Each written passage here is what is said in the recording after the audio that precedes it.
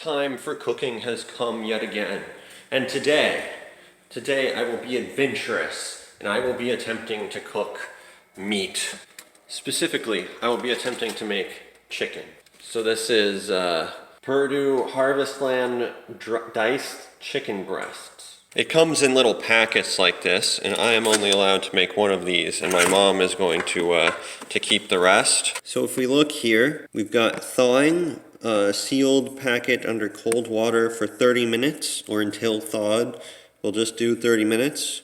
Cooking, preheat skillet on medium-high heat. Once hot, add 1 tablespoon of olive oil to the pan. Add the chicken and spread the pan in a single layer. Cook for 5 to 8 minutes. Alright, so we're going to ignore the cooking instructions because my mom had her own instructions that she sent me, and we will follow those. But she sent them as a text, so I can't exactly view them right now. Anyway, to start off, we're going to take the chicken, put it in here. We're going to get cold water. Cold water. This is lukewarm water. Well, I'm going to use what we got. Alright. That's probably good enough. We'll leave this for 30 minutes. And then I'll be back and we'll do the actual cooking. Okay. It's been a while. So, the next step is that we got to put these things in a plastic bag. And then we put the chicken in the plastic bag. And then we zip it up and we shake it around and mix it up. So, let's get started with that. Now this is what my mom told me to do, so it's her recipe, and she said I can do kind of whatever amounts of these things that I want, although I think she said 3/4 cup of this one, a tablespoon, or was it part of a tablespoon for these two, and then a little less for this one, I think. Something like that. Anyway, we're going to have to get those in here. I need like 3 hands in order to do this. I'm going to have to put the phone in the echo chamber. So first off, I'm going to open the plastic bag here. And then I've got these Italian style breadcrumbs. So we're going to try to get, what was it, 2/3, 3/4 cup. Here we go. All right. There we go. Oh, this hasn't been opened yet. All right, cool. All right, you can see the crumbs here. That's going in the bag. 3/4 cup. All right, this has got to be, yeah, this is close enough. So, there we go. All that into the bag. We're going to do this 1/2 tablespoon of onion powder.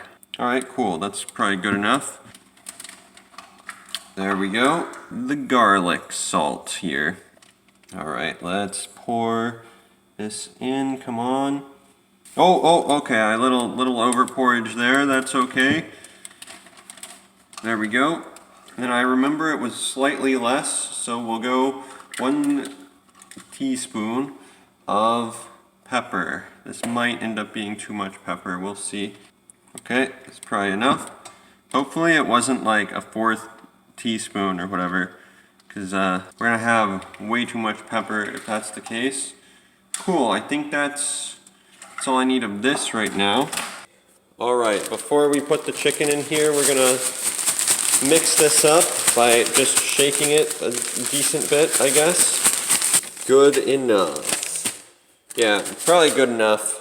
Alright, now we got to deal with this. I'm going to have to use 2 hands again. We're going back in the echo chamber. Alright, we've got raw meat here. So how do I open this? Oh, this actually tears. Alright, first off, actually, let's open this up and try to get it directly in here. Man, I got part of a tear here, but it isn't going all the way. Alright, we got a knife, and we're just gonna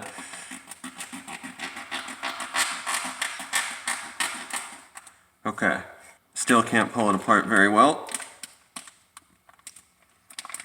Alright, this is, alright, cool. We're getting it. Do I drain this? I'm thinking yes. I'm thinking probably yes. Okay. Alright, we're gonna pour the watery bit out. Okay, hopefully I was supposed to do that. All right, let's pour the chicken in the bag. I feel like this chicken is this chicken actually cut up into small pieces or whatnot? Because I feel like that's, oh, we're dripping all over the counter.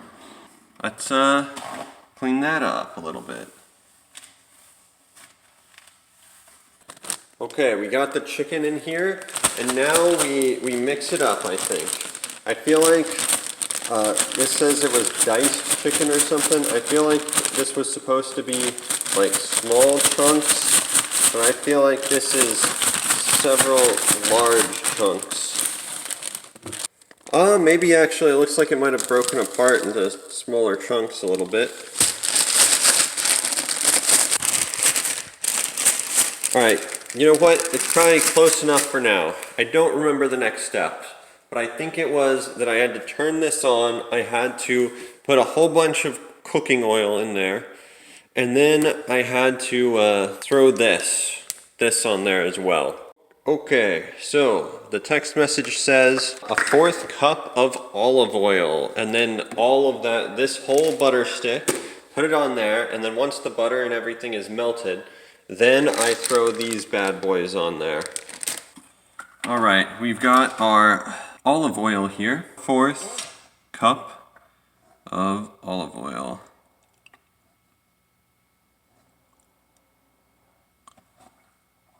There we go. Let's pour that there. And this entire butter stick that's missing like one little thingy. Whoa, we did it. Now the question is, what heat? I'm gonna just do it at like 8 or something. So now we wait for the butter to melt. Okay, I'm definitely gonna need to use like all of my hands in order to put the stuff on. Let's start. There's not enough room in my thing here. I can't tell where is still open space. Maybe over here? How many more thingies we got? I think that was all of them. There's still a ton of the breading left, but I think that was all of the chicken. Time says 4:14. They are really going. My mom did say not to turn them until like 3 minutes or so, or the breading will fall off. So, we're gonna let them sit, I guess. I feel like I should still move them a little bit. Like, this boy doesn't look... I'll just move him around a little bit. Okay, what time is it now? It's 15. Okay, we'll give it... We'll do one more minute. We'll wait till 16, and then we shall flip these. Okay, we're flipping. Multi-chicken flip, go. Okay. Still look like you are pink, my dude. You need flippage. There we go. Sort of. Anybody not been flipped? 17. I feel like they've got to be done. All right. Yeah, we're going with it. We're hoping. What am I doing? I should turn this off if I'm calling them done. Come on, I can't.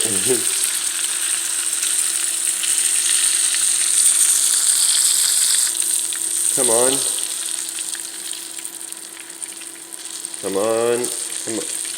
Oh boy.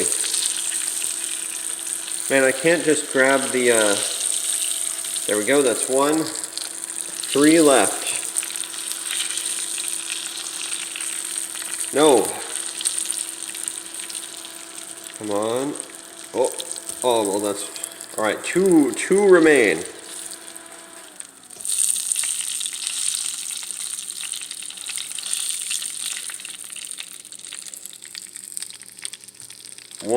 One remains.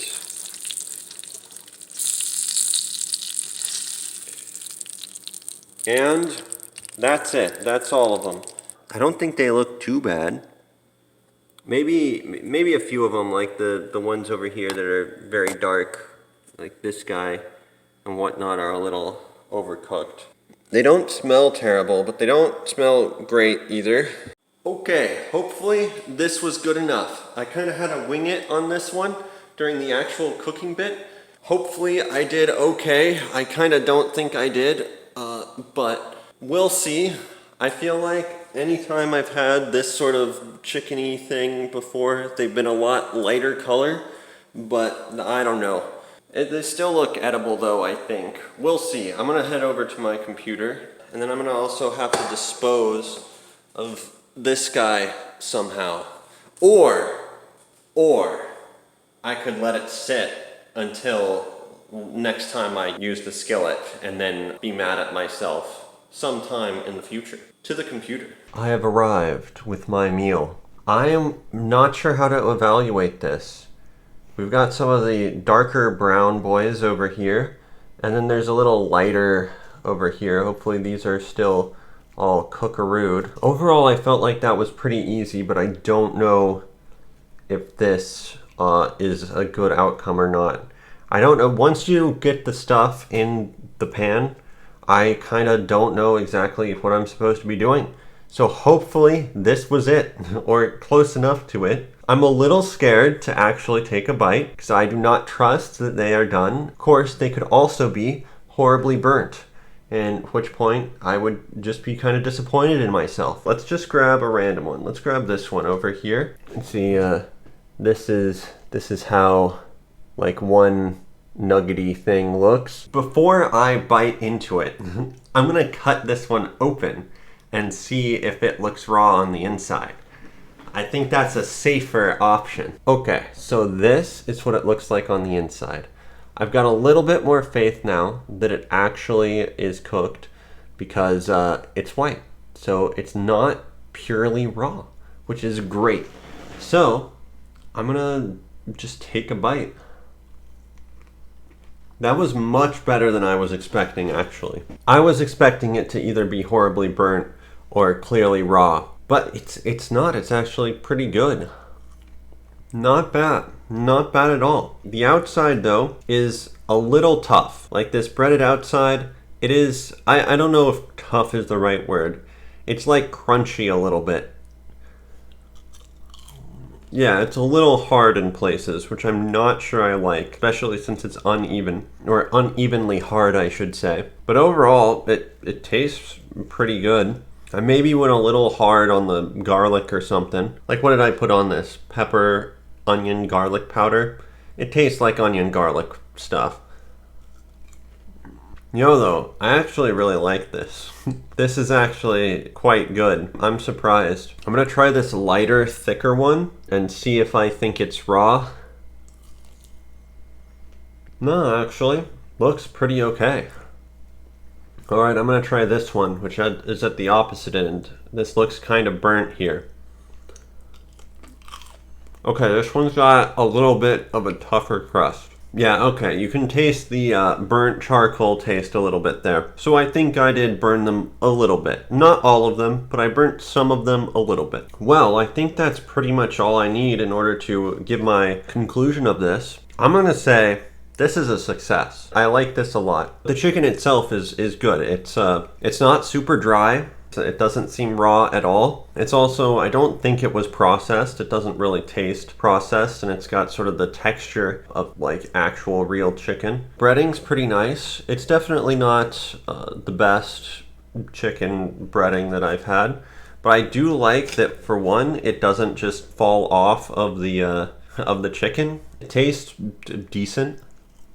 A little grainy, bready, kind of tough in spots, and that's not super great. It's got the onion garlic taste and a little bit of the pepper for a little bit of a kick to it or whatever. Overall, pretty good. I think the only big downside is that I definitely burnt it in spots. There are spots of the breading where it tastes burnt, and that's not very good. But other than that, I think this was a success. I'm going to give this an 8 out of 10. I might have to make this again. Now, I say that, but will I go through the effort to make this again? Probably not.